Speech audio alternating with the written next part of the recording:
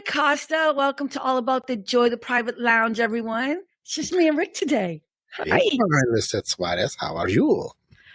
Wait, what did you just say? Carmen Listed Suarez. Carmen Lisette Suarez. So you just woke up. Let's just be honest about what just happened. So you're in the perfect mode for our subject today. Yeah. I'm just kidding. Well, we can just say we don't have to. We could just chit chat. We don't have to do the show. Like, it's fine. That's all good to me. Well, okay. Well, the topic we were going to, okay, so I should probably tell you why I picked the topic, because I think in the past we talked about it a little bit. I think before we've talked about it. Mm-hmm. I'll tell you two things that happened this week that made me realize that I wanted to kind of have this conversation. And also it's something I've been thinking about, right? So one was one of the offices that I work in, I think she's Gen Z. I don't know how old she is, but she's young. And she came in, she always meets me there at like 7:30 in the morning, which I have to say the reason why I go in early is because I can get so much work done and nobody's there. Because the minute people come in at like 10, 11 o'clock, it's like ridiculous. You know what I mean? So she comes in and I say hi to her and I'm like, why are you here so early? She's like, I love coming into the office and just getting work done. Now, everyone's like remote from home. So, I had to have a conversation with her. I was like, wait, what? She's like, as much as I like having the freedom to work from home, she's like, there's something about being around people and just like the energy and okay, can I say again, this is like a Gen Z person. It totally threw me. But it was a great conversation and it was so unexpected. I just was thrown by it. And in a roundabout way, what she was saying was, it's really lonely to be home by yourself. Like, she was like, it's, nobody's in my house. Like, my parents go to work and I'm the only one home. And my brother, he's traveling and da-da-da. And then she's like, and then I sit at home all by myself. She's like, so I was really excited to get a job where I had to go into an office. Weird, right? Because that's not the norm. Extroverted? Maybe that's what it is. I would say she's not extroverted at all. I think it's just about, I think there is something happening where people, look, this isn't really about working from home or working remotely. I think there was something deeper happening where we're so disconnected from each other, The other thing that happened today, which threw me for a loop, was I got a text from Mario, who we love. We love Mario. And so for people who don't know, Mario's usually been on the show with his wife, Alma. They've been having a lot of family issues, and Mario has been very ill lately and dealing with some stuff personally, and he was in the hospital, whatever. And he's texting me, and he's like, hey, just thinking about you, wanted to know how you were doing. Whatever. He's like, miss you, hope you're doing well. And I was like, and I started to cry. I was like, he's worried about me. Right. He's checking in with me. And I was like, oh my God. And here's the thing. I couldn't answer his text because I was at work when he sent it. So when I got home is when I was able to respond. And of course, I'm all choked up answering because he did a voice note? Is that what we're calling them now? Sure. And I felt like such a fool, but I was like, oh my God, I think this is the thing. Like, without even realizing it for myself, I know, even though I'm at work with people, it's not the same thing. Like, I miss my friends. I miss hanging out with my friends. And my friend Mia was supposed to come visit for a week, but because of everything happening in Los Angeles and the political climate, we made the decision it's probably not a good idea for her to come right now. You know what I mean? With like ICE agents and all this crap and stuff. But I'm really sad. Like, I'm really miserable about it. And I think I'm lonely. So I wanted to talk about it because I'm like, I didn't even realize that maybe I'm lonely. And I'm hearing someone else who's talking about it so easily. And, she's like, no, I want to come in the office because then I'm around people. Thoughts? What do you think? Yeah, like for me, for example, my best friend just moved out of state. So I'm not going to see him anymore. Like, the only person I really interacted with outside of mom, of course, and occasional family visit.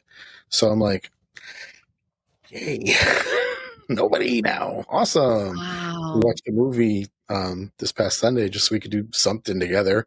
He had never seen Furious 7. I don't know how he picked that one. He was like, oh, it's a really good movie. So I have like one of those projector thingies. So I put it in the basement.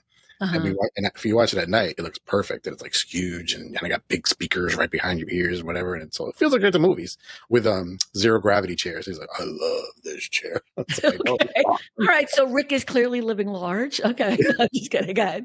yeah. So yeah. Wait, why did he move out of state? For work or something? Or No, I think he just felt like Connecticut. He was done. He was done with okay. Connecticut. Like So moving where on. did he move? Like far away or? North Carolina. Oh, okay.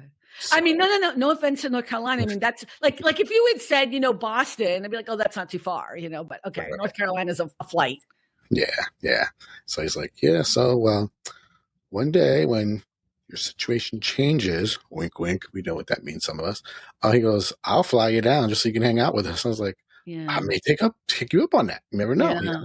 I'm like, now, I mean, we talk on video, on the phone all the time. It's not the same. Oh, yeah, it's not the same. It's not the same. So, yeah. So I'm in that kind of weird position right now myself. So, I mean, I have mom, of course, but it's not the same as we don't have. Well, that's not the same because for people who don't know, especially people listening to the audio, you take care of your mom who is dealing with, I always say dementia, Alzheimer's, but I don't know which one it is. Dementia, yeah. Dementia. And you've been doing it for how many years now? It's at least 3. Like 3 years. That's a lot. And it's not getting better, right? It generally does not. No. It does not get better, yeah. So you're isolated in a very different way because you're a caretaker as well. And that's like in a lot of ways, it's such a blessing and so beautiful because you are able to take care of your mom, which is a lovely thing. That's, you know what I mean? But it's got to be draining. It's got to be painful. And then your one friend that was in the neighborhood, is that the right way to say it? In the neighborhood? Yeah, he wasn't exactly close, but I mean. Oh, you guys would hang out. You would hang out. Once in a while, he'd come by after she was asleep, so make sure, we have peace and quiet and not to do anything crazy going on. But yeah. So, but yeah. So how do you think loneliness, I mean, I don't know. I don't want to project that on you. Would you say that that's loneliness or you're fearing it or you might or? I mean, I think one of the reasons why I literally do broadcast every day is to try to still have contact with people. Again, not the same as being with people, but it's better than nothing, If I didn't have that, I think I would definitely go stir crazy. Even though I am an introvert and an indoor type person, there's only so much you can take of that, Yeah, but see, like you and I have had this conversation about, I really hate when people say they're an introvert. Everybody's an introvert. Everybody wants to be an introvert. Like, I don't know why that's the thing. I'm not taking that away from you. I'm just saying you never hear anyone say like, I'm an extrovert. Oh, I do. I definitely have. I don't hear anyone say that. Everyone wants to be an introvert. The reason why I think that doesn't matter in this case, because that's not the definition of loneliness at all. Like, it doesn't matter if you're an introvert or an extrovert. Loneliness is something that happens because we don't have connection with people. And I'm going to add this, and I'm no doctor or scientist or whatever, but I don't think it's just about connecting on social media or on Zoom calls or whatever. I think it's about actually being in person because we're social beings. Mm-hmm. I was shooketh, I tell you, at my reaction when Mario texted me because I wasn't expecting, not him text me, but my reaction to it. Right? Was so visceral. Like it was so, I don't know if that's the right word. It was so physical, and I couldn't contain myself. And I thought like, what is wrong with me? And then I realized I go weeks without talking to my friends. I go to work. I see people at work. I see people at the grocery store. But I'm not really talking to them. Does that make sense? Like I'm not hanging out with them. I'm doing my work and leaving or getting my groceries and leaving or going to the dry cleaners or whatever it is. I'm not hanging out and laughing. Yeah, it's the same. You can't really have the same kind of deep conversations you could have as if somebody's actually with you. You can, but it's not the same. It's not the same. And so one of the things I used to love, like I used to hang out, and Julia and I live in the same state, but she's like an hour from me. It's not like she's not that close. You know what I mean? And also she has kids and, they're older now. And what? Chickens now. Fucking chickens. Yeah, I don't know what. Oh my God. You know what? I think that's the reason why I haven't seen her those days. It's so random. I forgot about the. Love you, Andrea. Love you, Andrea. Right? But one of the things I used to love hanging out with Andrea and I, like at least once a month, used to go and have dinner and hang out and laugh, whatever. But even when she lived here, like when we lived in the same, at least area, neighborhood or whatever, we used to hang out a lot more often and it was just easier. I also think it might be an age thing. I think maybe as we get older, we detach more. I don't know. What do you think? I don't know if age has as much to do with it because I've seen older people like be attached to the hip. I mean, I kind of think of, I know it's a funny example, but like the Golden Girls, there's some people that age, they really are constantly together like that. So, but I agree with you. But those people live, okay, not all of them, but a lot of people, they live in communities for that reason. Mm-hmm. Like they live in assisted living or in, you know what I mean? Like they have, like I just saw apartments for people over 55. I was laughing. I was like, there are apartments for people over 55. Like, I don't want a random number. I don't know. I'm like, I don't know what that was about, but I wonder if that also is part of it too. Like the people you're talking about are people that are at a certain age where they decide to live together or they're retired, they have something in common. I just feel like all of my friends who are my age, who I've used to hang out with or whatever, we've just moved on. Could it be because most of them are married? So that's why maybe, Yeah, for sure. My life, I got stuff to do. I'm not single. I can't just go out and do whatever I want anytime I want to. Got kids, which, that it is what it is. What are you going to do? Yeah, I don't do, so I kind of have a rule and I know it's annoying to some of my friends. Like I don't call my friends because they're the ones with the kids. Now their kids are older now, so I guess it could be different. But in the past, what would happen is I would call my friends and they'd be like, oh my God, Carmen, I can't talk to you right now because the baby's crying. I'd be like, oh, okay. So then I was like, you know what? You call me when you're ready. You know what I mean? And that just felt like a better thing. But now that's become kind of the norm. So I don't call my friends because I'm like, they're the ones with the, they have to take their kids on their whatever they do. I don't even know what they do. like their or play dates or whatever all those things are that parents do that I don't do. So I always am like, but I think I know for a fact too that if I called my friends, they would call me. Mm-hmm. But it's not an emergency. I'm just like, hey, I just miss you, just want to hang out. But they can't, you're right. It is. I need some more single friends. That's what it is, I think. Okay, there's a call out to single friends in the LA area. We ain't got no kids. No, go ahead. Maybe text them and say like, hey, can you talk on the weekend and pick a time or something? But you know what? It's not about talking to them. I talk to them all the time. It's not that. I think what I'm talking about, because like one of the questions I want to talk about is mentally and physically, right? I think there is something, and again, I didn't research this or whatever. This is just me and you chit-chatting, right? Like, I think there's something about physically hanging out with your friend. Like you just said, you guys watched a movie in your basement and hung out or whatever. Like you and I could sit here and watch a movie on here. We could, right? It's not the same, but it's not the same. You know what I mean? It's not the same. Not snacking together and, looking at each other laughing. Like that was really funny. Like it's just weird. Yeah. It's just weird. Do you think loneliness looks different today than it did like maybe 10 years ago? I don't know if it looks different. I think it's probably more prevalent than ever before. Oh, because of this internet, which has brought us together, we're more apart. Isn't that fascinating? Like people talk about all the time, like when I grew up, when we had dinner, we all sat at the table and we talked. And now it's like everybody's eating in their own room, or if they are together, they're on their phone. So it's like, it's a different world. I think I'm going to say something that, it's not profound or anything, but I think social media has probably made us less. It's not about connected. There's got to be a better word. Because I think we are more connected. We always talk about, I would have never met you if it wasn't for social media. I would have never, we would not have our show that we have the way we have it if I hadn't met you. You know what I mean? So there's the great plus sides of social media that I will not abandon or throw under the bus. Right. I think social media is a great thing, but like a microwave, it's not going to overtake an oven. You know what I mean? And I think I don't mean to be like goofy that way, but like social media doesn't like take over actually being in person and hanging out with people. Mm-hmm. Yeah. I think another issue too is that things are so much more expensive. People just don't have the money to go out to the movies, go out to the restaurants. Everything's so I just called you girl. 'Cause, okay, let me tell you, I just went to the grocery store. I'm not even kidding. So I don't complain about grocery store things or whatever, but today, and I went to the same grocery store. I don't know what happened from last week. I think I went to the grocery store 2 weeks ago. 2 weeks ago, because I go pretty regularly, okay?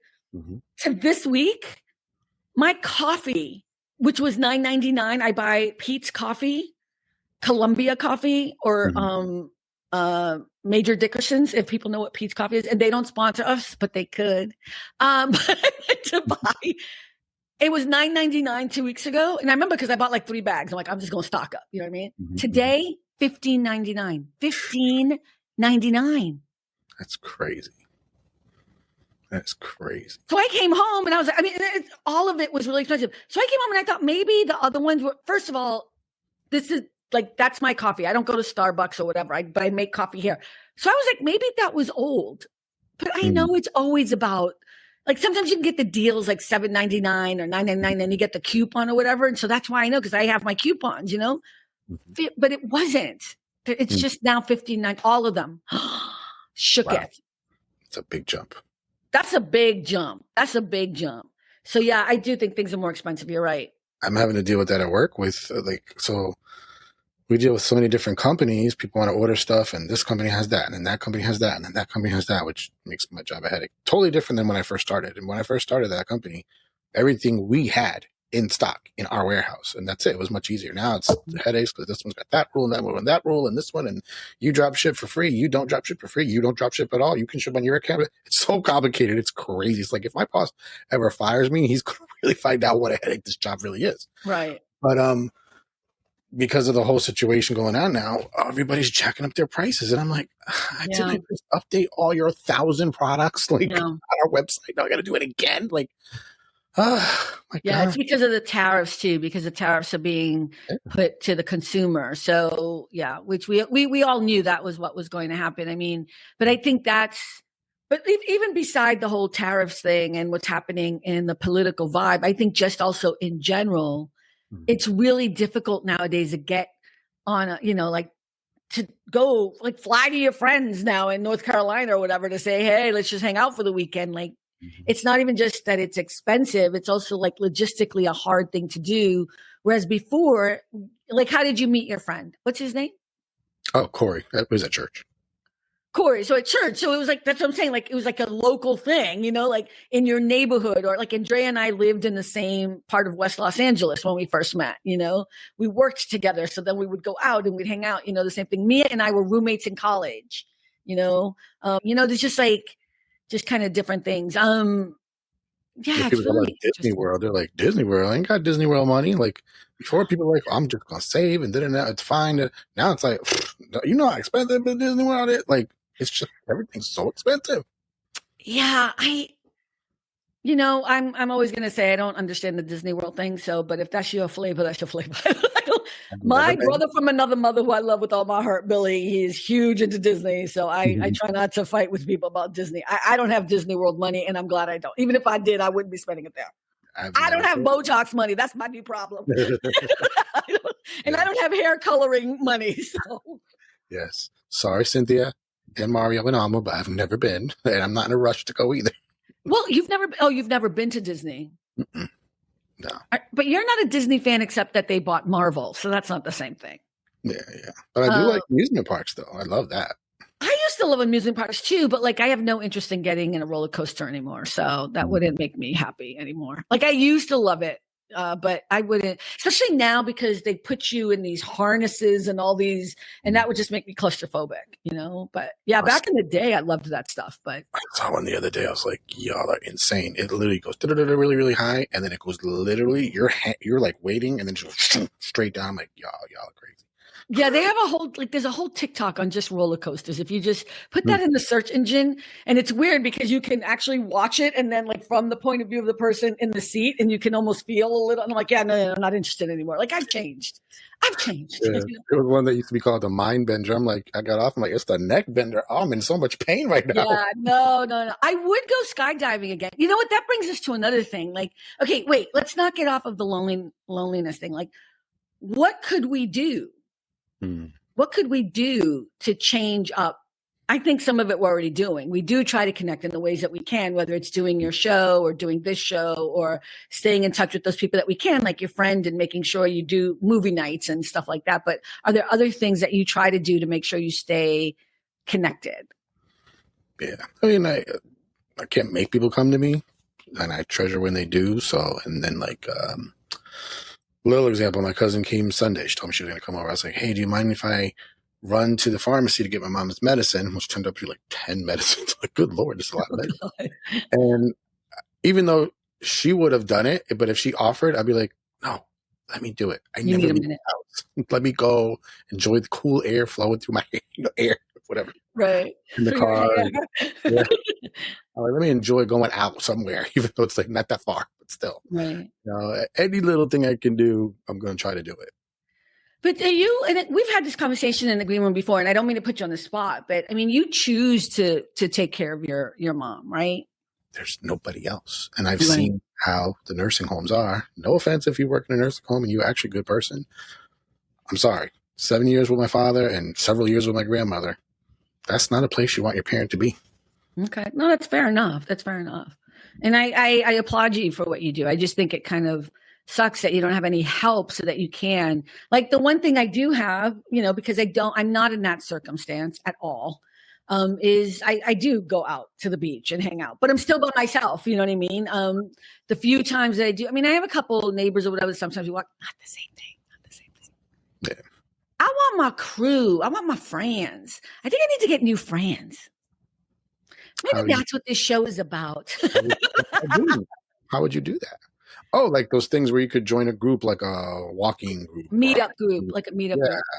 So a long time ago, not a long time ago, but I met one of my trainers back in the day because I did go to meetup.com. Again, they don't sponsor us, but they could.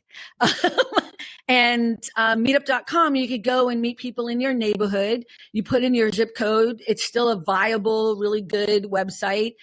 I think the thing about that I've done, like you could go hiking, you can, like there's knitting, there's writing groups, there's all these different things.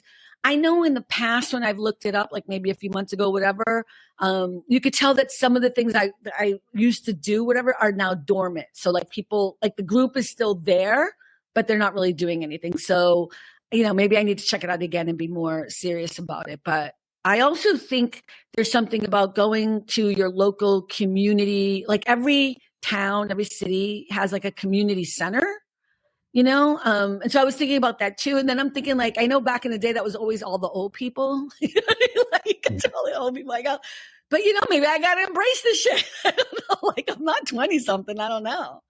I remember, and this very out of character for me because again, I know you said introvert, but I would say I'm shy, ultra super shy, right? So I don't know if it's in November, and I assume they still do it. NaNoWriMo, I think it's called, where you try to write. Oh, right.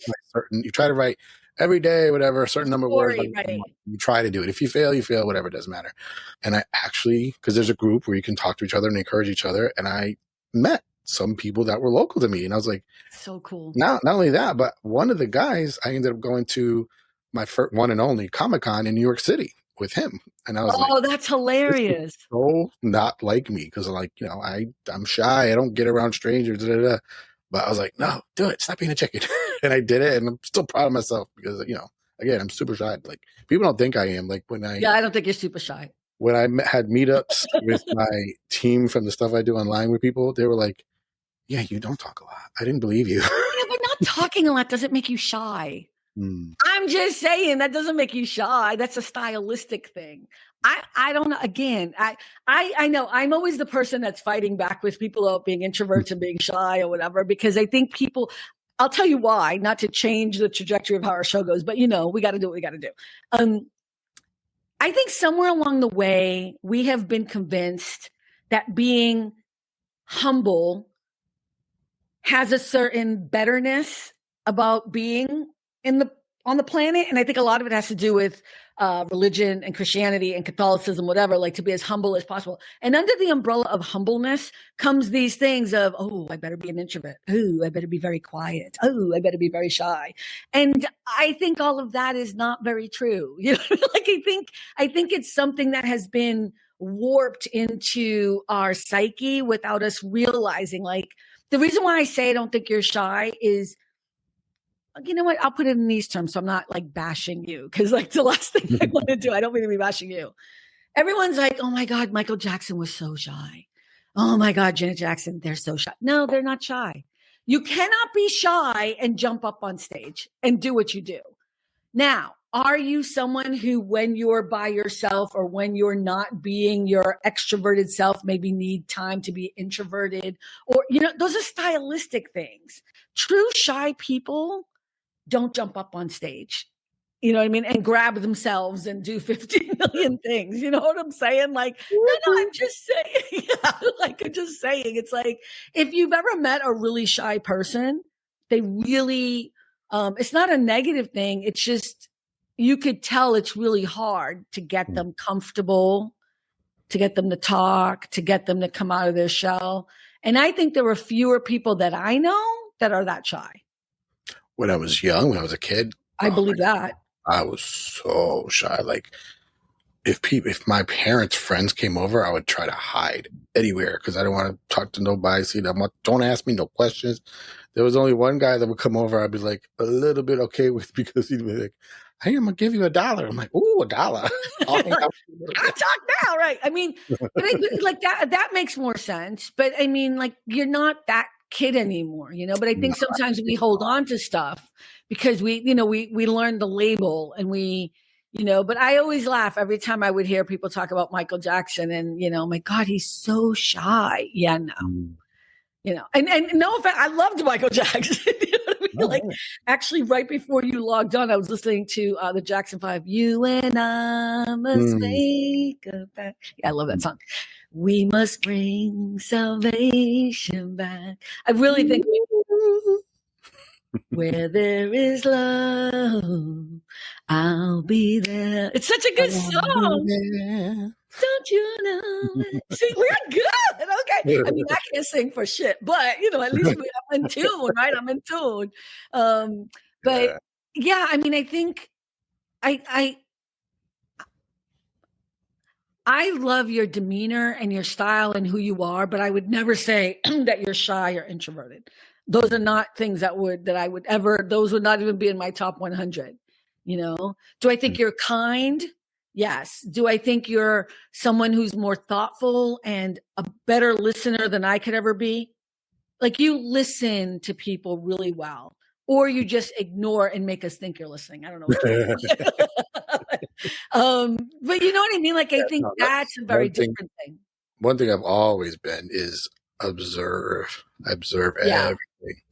And I had to, because I've talked about this before with my dad, who was found out at the end of his life he was bipolar. Like, I had to watch like a hawk, like his moods, because don't say the wrong thing, you'll set him off, and we start World War III up in here. So yeah, but I've always been an observer of people. Like, I love going to when I used to walk to try to lose weight, and I went to the mall because it was rainy outside, because I definitely prefer to walk outside. I loved watching people, not in a stalkery way, but I was just like, people are just fascinating. Right. Yeah, and I think I think those are the types of characteristics I would say about you. I do know a couple of people who are extremely shy. They're so shy I wouldn't even mention their names. You know what I mean? Like, because they don't like the limelight at all. They always want to be in the background. They're not coming on here. They're never going to come on this show. You know what I mean? You know, like, they're really shy and they're extremely introverted people. And I think that's why I'm like, yeah, everyone who says they're introverted, I'm like, please stop talking. You know what I mean? Like, because I have two friends, and they're not friends to each other. They're separate people. And so when you know someone who is that, you realize, like, a lot of people say that they are. Again, you and I have had this conversation. I think we're all a little bit of that. You know, I think we're all both extroverted and introverted. I think sometimes, depending on what's happening in our lives, we lean a certain way or not. You know, sometimes I want the world to be listening to me. I want to be on stage. I want to be talking, blah, blah, blah. And then sometimes I just want to be left alone and quiet and by myself. You know what I mean? Like, but I would never say I'm an introvert. I would never be like, oh my God. And I would never say I'm shy. I would not be like, I'm so shy. I would never say that. So let me see. How are you feeling today, and what makes you feel lonely, if anything at all? Interesting. Another very not this is not change subject, but it's kind of tying it in. Another very famous person passed away today that a lot of people knew, and I just found out. I was like, "What? Oh my gosh!" And there was another very famous person that just died the other day, and that gets me thinking.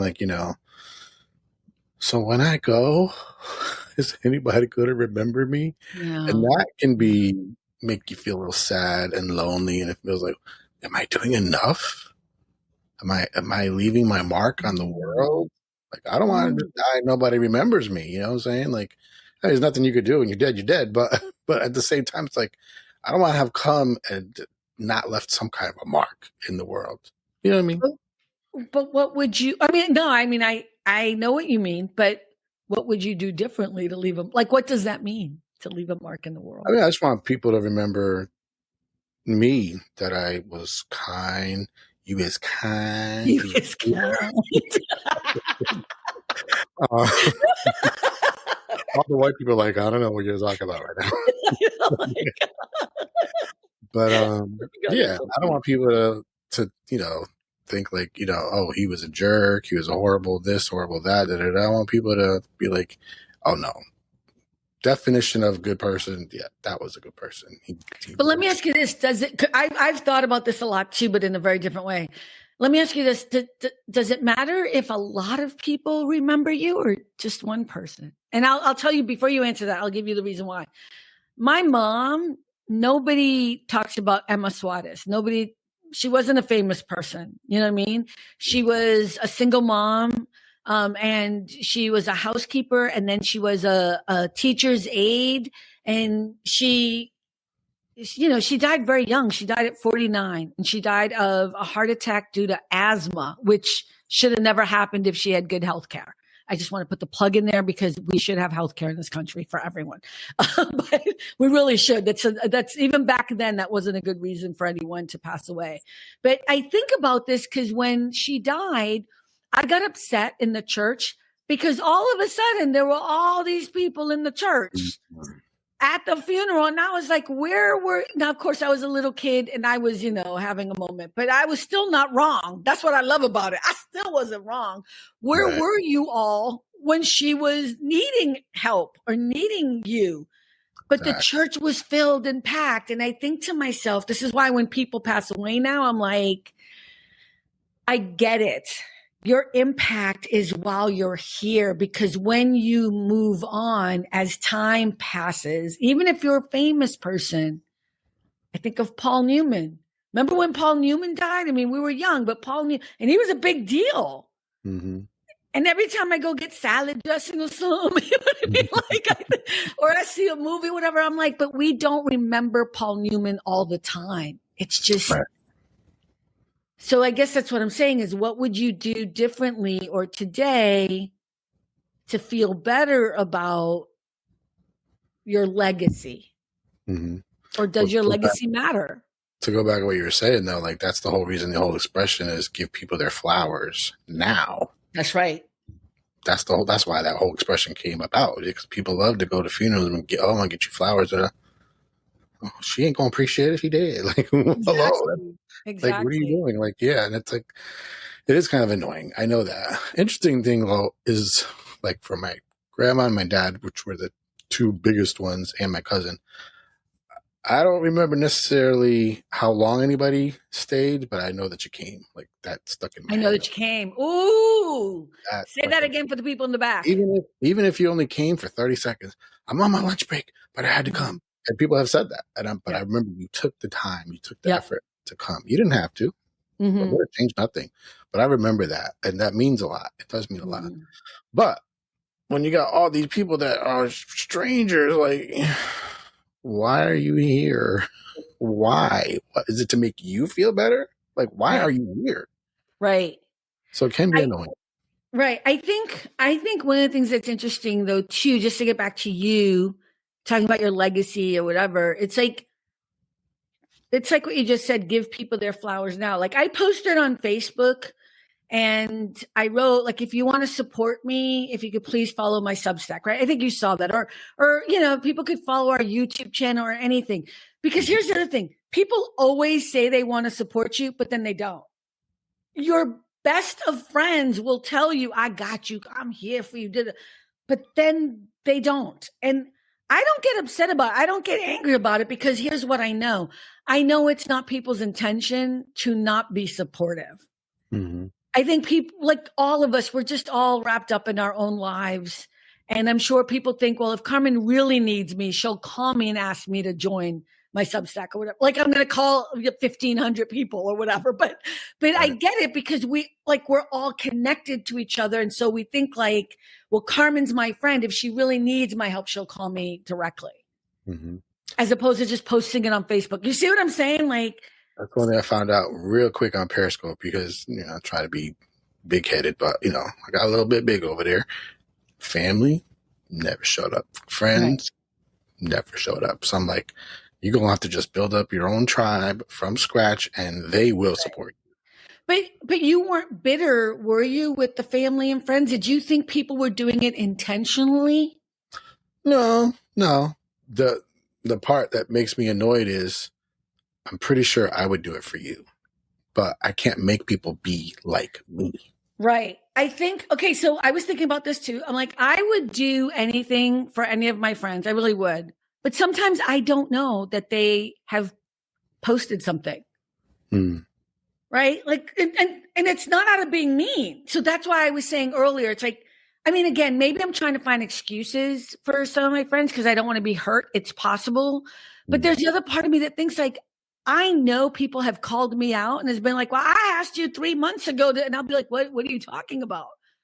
And they'll be like, I sent an Instagram message. I'll be like, I don't look at it. But everyone doesn't know because I post on Instagram all the time. But people don't know that I'm posting through a third party, that I'm not actually looking at Instagram. You know what I mean? So I get why sometimes people might think I'm not, because if you don't reach out to me personally and you think I've seen it on some social media, and it's not because I'm so busy or whatever, it's because I'm just not doing it.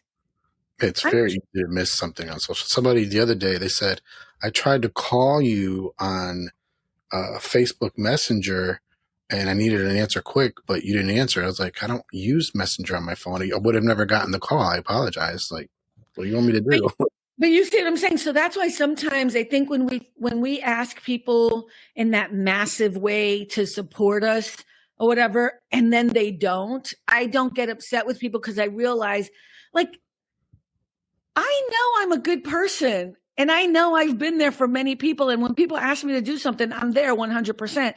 And I know that my friends who I love with all my heart that I would die for would do the same for me. I have no question about that. So therefore, if I ask people to do something on social media and not call them directly, then it doesn't happen. I can't be mad at them because I know I've done the same thing. Does that make sense? Oh, yeah, definitely. Yeah. Again. And like I said, we can't get mad at somebody else because they're not like us and they don't do things the way we do. They're them. You're you. I can't get mad. Right. But you also just admitted that you don't get certain social media. So people are like, I can't believe Rick ain't supporting me today. And you're like, I didn't get it. Right. That could be the same thing that's happening to them. Or maybe I'm crazy busy and that's why I didn't answer you within the first 5 minutes of you send me a message like, calm down. Maybe you're connected to the internet like that. I am not. Right. But you see, like, I mean, I think that's part of it too, is like being able to understand that not everybody is concerned with my life or with your life. Mm-hmm. We're all pretty much concerned with our own lives most of the day, right? Like maybe 85% of the day, I'm concerned with my own existence. Yeah. And I think I'm doing the best I can every single day, just doing what I can do, whether it's being sad or lonely or being happy or having to work or struggle through whatever it is. And then the other 15% of the time, I'm doing other things for other people. I hope I am, you know, and I'm not using those percentages like wildly. I'm just kind of guessing because I want to believe the best in people, you know? And like the other day I did I did some posting or whatever, and nobody looked at it. And I was like, wow, what did I write? Did I write something bad? Is it not? I don't have the right SEO. You know what I mean? Like, and I'm like, I just got to let it go. I just got to let it go and let it be. And people will either look at it or they won't. And it's okay. You got to just create your own tribe elsewhere. And people are either going to gravitate towards you or not. And it's usually going to be people who don't know you because your friends and family know you. They know how to reach you. If they want your advice on whatever it is you just posted on TikTok or whatever, they're going to call you. They're not going to look on social media. Yeah, it's true. Yeah. Very true. Still, that also adds to the loneliness, right? Because you want your friends and family to see what you're doing and you want them to be excited for you or to comment or to say something or to give a thumbs up or any feedback at all. And then you're like, okay, they didn't even look at it. Right. And I don't need, this answers another thing I didn't get to answer yet. I don't need 1 million people to say you were a good person, but the ones that kind of know me, it would be nice if they thought like, well, you're trying to be a good person. Let me ask you this, because now we're going to get into another topic. If people don't think you're a good person, do you think that means you weren't a good person? No, I mean, people are going to think what they're going to think. I mean, for example, hate to bring up the past, but when I got divorced, there was a lot of lies told. And I'm like, I can't even believe I'm going through this. I don't even want to defend this because this is so outlandish and ridiculous. Who would believe this? And that's exactly what happened. The people that knew me were like, no. What stupid thing is that to accuse them of? No. And so I just lay back and I'm like, yeah, people that know me, they're going to know this is bullcrap. And then, yeah, in the end. And then the funny thing was, in the end, years later, like, oh, I'm so sorry I put you through that. Right. That was all lies. I was listening to somebody that doesn't really like you and they were telling me, and I believed them. I'm like, oh my God, are we in high school? What is happening? I know, but does it matter? I mean, it seems to me, okay, I say this nicely and kindly, that it really matters to you what people think about you now and also when you pass away. I mean, like I said, keep saying all the time, your opinions don't pay my bills. So in the end, it's okay if it matters. I mean, Rick, it's okay. I would like it to be okay, but we'd all like it. But my question is, what would you do differently? Nothing. Like right now, there's nothing I could do differently than what I'm doing right now. I'm giving my max. But what's that expression? Burning the candle at both ends. Like I'm doing everything I can. There's nothing else I can do. I know. So if you were, God forbid, whatever, to pass away tomorrow, why would you even be worried about what people thought of you when you passed away? I'm just concerned that matters to you. No, I'm not worried about it. It's not like, oh my gosh, all day long thinking about it like at all. I know, but maybe you've brought it up a few times in this conversation. So and look at the only reason why I'm asking you, because I think a lot of people think this way too. Oh yeah, a lot of people do. A lot of people think this way. I'm going to tell you the truth. I don't think this way at all. I don't think this way at all. I know I'm a bitch. I'm gonna just kidding. Like I look at because here's what I'm gonna say. You do the best you can in the moment you can with the cards you've been dealt. Mm-hmm. And if you do the best you can every single day to live the best life you can and do as good as you can, then how can you fail? Like, I can't make any other choices than the best choices I make in this moment. And if I make a mistake, I will go back and fix it. But if I'm intentionally trying to hurt somebody, or if I'm intentionally trying to swindle somebody, or if I'm intentionally doing things that are bad, that's a bad person. Mm-hmm. But if I'm intentionally trying to do good in the world and I'm trying to share my best talents and skills and I'm trying to help people and I'm trying to, with my experience, share what it is to have joy, no matter what the situation is, or what it is to walk through things so you get to the other side. If I'm doing that every single day to the best of my ability, no matter the circumstance, no matter how lonely or sad I am, no matter how much I miss my friends, that is the best I can do. And I think you need to know that. You need to feel it in your heart. Okay. Preach, Pastor Carmen, preach. Right. Oh, Pastor Carmen. I like that. But I'm just saying, Rick, it's like you are a really unique and wonderful human being. And the idea that you would think you wouldn't be thought of brilliantly when the day comes, to me, is something I want to hit you about. You know what I mean? Like, I want to intentionally be like, "Boop, boop, boop, boop, boop, boop." You know what I mean? I want to be like, what is wrong with you? Like, if people have a problem with you, that's about them. Yeah. I just think you're a good person. So it bothers me when I hear you talk in a way of lack or negatively. You're not being negative, but even that thought of that anyone would think badly about you, to me, is weird, because you're a good and decent human being, doing the absolute best you can, sharing your talents and skills to the best of your ability with the cards you've been dealt. You know what I'm saying? And that's all you can do. What would you do differently? You know, it's now making me think of, I wonder, this is part of that. Remember I told you I went to therapy after my whole divorce thing, because the lawyer's like, yeah, do whatever she tells you to do. And that was part of it. And he said, you have a messianic complex. Which what? I don't know what that means. Say it again. Messianic. So basically, you think you can save everybody. And what that really means is you're so busy doing stuff for other people that you're not realizing you're letting yourself go down the drain, because I gotta help, I gotta do. I know, but I think that's a whole other problem. That's a whole different problem. I mean, I don't know why you think you have to do and help other people. I think it's because, again, the way I was raised, and I would try to be the peacemaker, and yeah, it's deep. Therapy session with Rick today. But look, I don't think that, I mean, I can cut all this out if you want. I don't. Yeah. I just think it might help other people. I think part of that problem, just from my experience, is, okay, I don't want to hurt your feelings at all, but I'm gonna.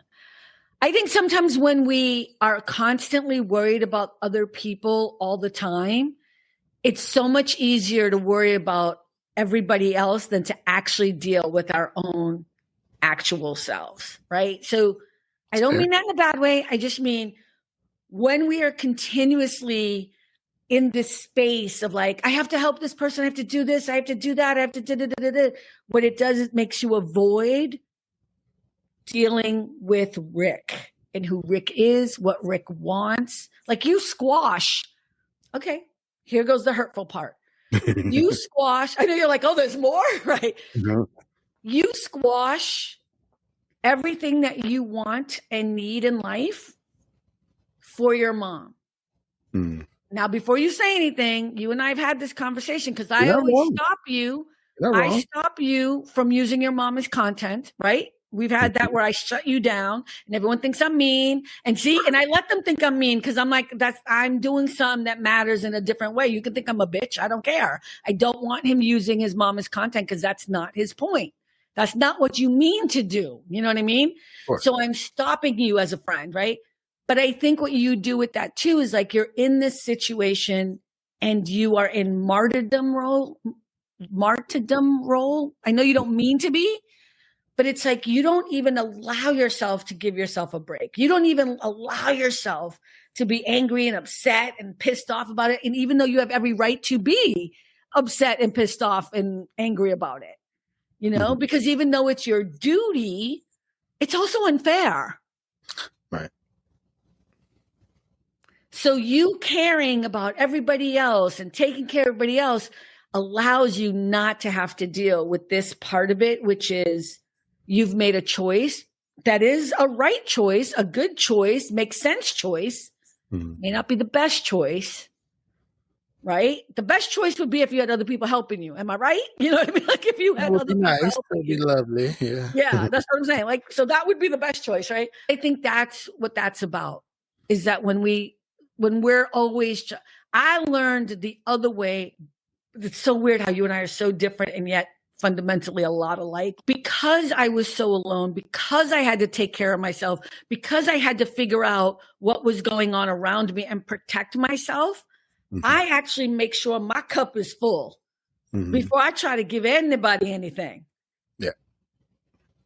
I don't give until I am okay. So I'm the opposite. I take care of me first. You had no choice. And then when my cup is full, that's when I give to everybody else. But when I have nothing, I can't give anything. I have to reserve. I have to try to fill it up again. Mm-hmm. I still help other people, but I really don't help people if I don't have the ability to. Mm-hmm. Right. I don't. I can't, you know? And for more on how Carmen grew up, buy her book Canilla, available on Amazon.com.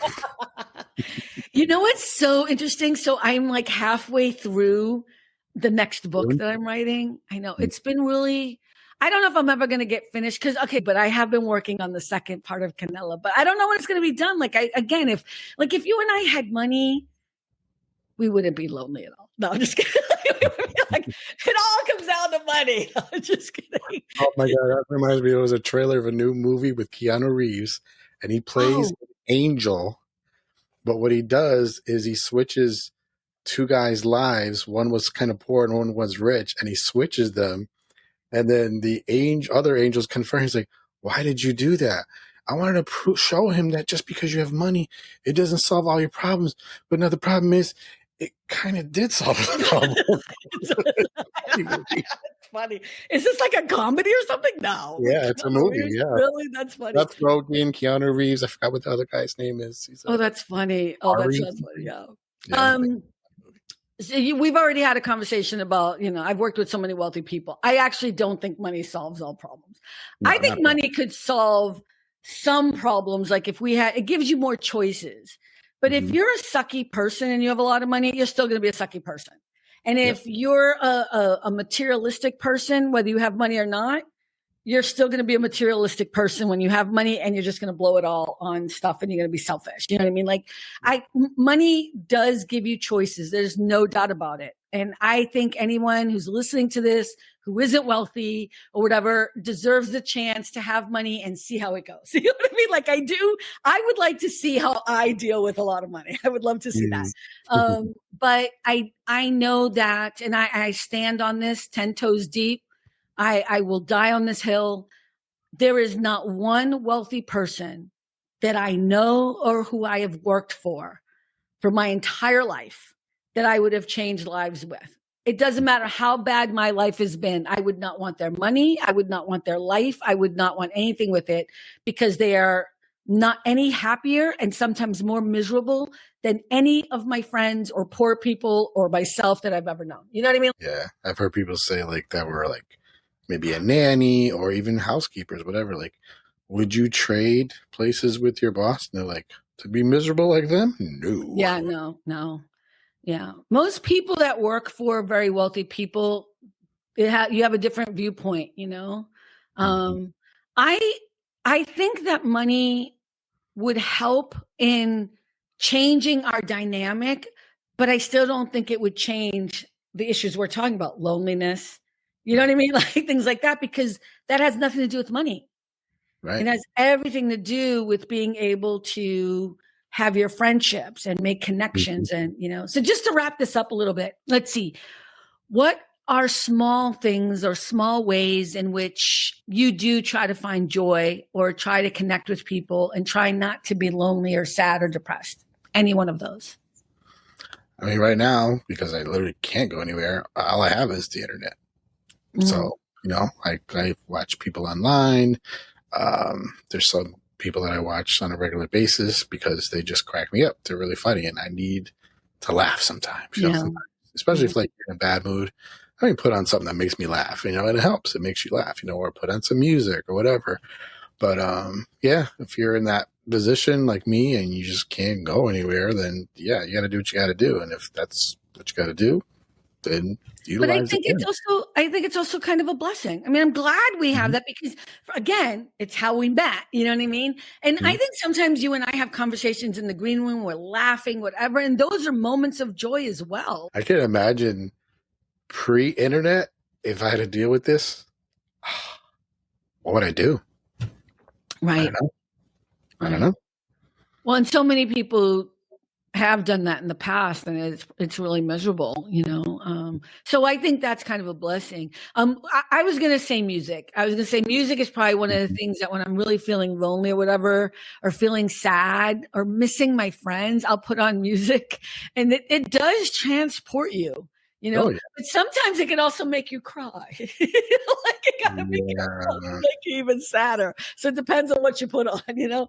I remember there was like one school year. It was like the year that I actually stopped being so shy, and I was trying to be more outgoing and talk to people and da da da. And it was like, oh, it was such a great year. And then when school ended, everybody was like sad, and I was like super sad. I was like, oh, I'm finally getting it. Now it's over, and I gotta wait till da da da da. And there was a song at that time that was like super popular, but it was like a saddish song. And to this day, if I hear that, the sadness, I can feel it hitting me again. I'm like, why am I Oh sad no. about that freaking song? Oh, no, we cannot. No. I also think, and I know people aren't going to like this, but exercise and being outside, going Yeah. out for a walk is Mood and everything. Exercise, going outside, get in the sun, actual vitamin D, not just taking vitamin supplements. Get the real vitamin D from the sun. Like, it all helps your mood. And yeah. it does, and people should do that more often. All right, well, look I'm glad that we had this talk. It sounds so fake when I do it like this, but I'm gonna do it anyways. What's the old TV show? I'm so glad we had this time together. Look, Carol What was Burnett. that? Carol Burnett. Cal Burnett. Yeah. Another funny person. Another funny, awesome person. All right. So look Rick, this was a really good, deep conversation. Thank you so much for doing it. I appreciate you so much. I hope it helps people. I think it'll help people. It helped me. Ain't that enough? Yeah, sure. Ain't it enough that when you go, I will know that you were a good man. Now I can die in peace. You can't die yet, child. We got at least another 50 years, okay? At least another 50 years. All right, everyone. Well, thank you so much for stopping by. We appreciate you. Remember, we're on Friday nights, 6 p.m. Pacific, 9 p.m. Eastern, on our regular lives that everyone's invited to join and hang out. And remember, at the end of the day, it really is all about the joy. Bye, everyone. Good night. Good afternoon. Bye. Thanks for stopping by. All about the joy. Be better and stay beautiful, folks. Have a sweet day.